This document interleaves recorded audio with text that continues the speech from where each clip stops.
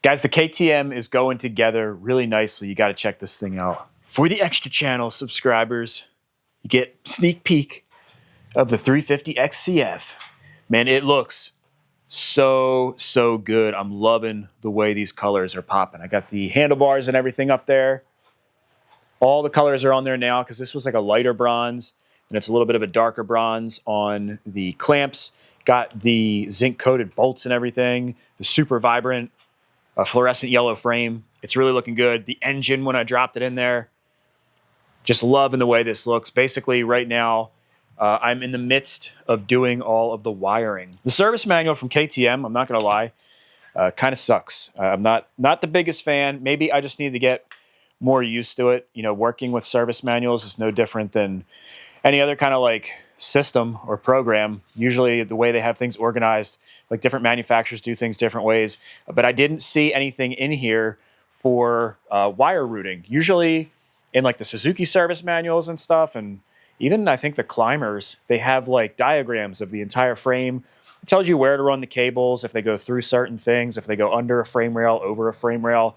They're really intuitive, and I just appreciate putting things back the way that they were supposed to be. If you guys remember, this was a semi-basket case. It was mostly torn down. It was like a roller, and then the engine was completely torn down. But a lot of the wire harness had been removed, or it wasn't like in the original location. So that makes it a little bit more challenging when putting things back together. I think we're pretty close though. I just don't have the zip ties on there because if something's wrong, that way I'll be able to pull it back apart. I think it's actually at the point though where if I hook this battery up back here, I believe we can turn it over. So I just got to get some oil in there, and there's maybe a few more connections. You know, up here, this goes to like the gas tank for the fuel injection, stuff like that. But for the most part, I think it's pretty close to being done. Wheels and everything are in place. Looks really good, dude. I cannot wait to get the seat on there. Look at the, there's really no parts left. We've got the seat, gas tank, the radiators, some of the brakes and controls, and then the exhaust is in here, and that's like it, dude. Skid plate is in a box over here, and then the graphics, of course.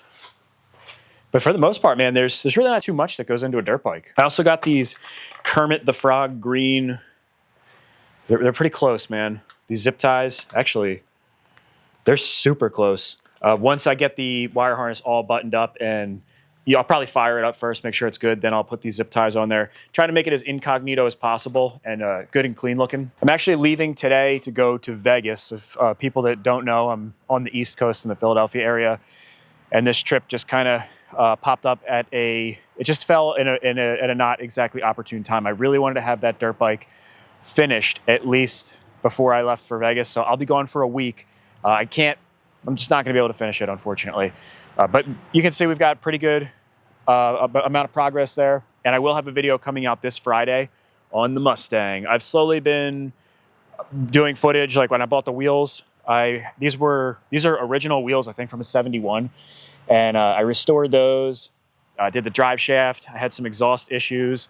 Had some issues with the tail shaft on the transmission and some other things. And I've just been kind of filming that along the way.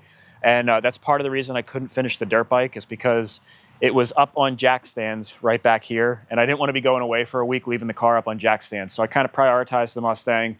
I thought I could do the Mustang and get the bike done before I left. But, you know, it's just the way that the dice go, that the dice roll. I don't really know the saying. So I don't know what I'm saying. But that's just the way that it goes. So I just wanted to let anybody know that's waiting for the finale video on the KTM. It will probably be out. This Friday will be the Mustang video, and then the following Friday, I'll be back, I think, that Monday. So I'll have a couple days to finish up the bike, do all my editing and everything. The finale videos can kind of take a lot of time, just because a lot goes into them. But I think I should have it up for, like I said, not this coming Friday, but the Friday after. That's basically it, guys. Just wanted to give you a small update. I hope everybody is killing it. And, the other thing is I removed channel memberships on the main site. If anybody was a channel member, I think they send out an email that says like, oh, you've been refunded for the current month or whatever. Really, I just felt like the only perk that I was offering for that was like guaranteed responses to comments, and I was taking too long to respond to comments, like a couple weeks sometimes, and I don't know. I just didn't feel like the value was there, so I decided to take it down. But I do appreciate everybody that it was a member the entire time that I did that. I think it was like 2 years I had the membership thing up there.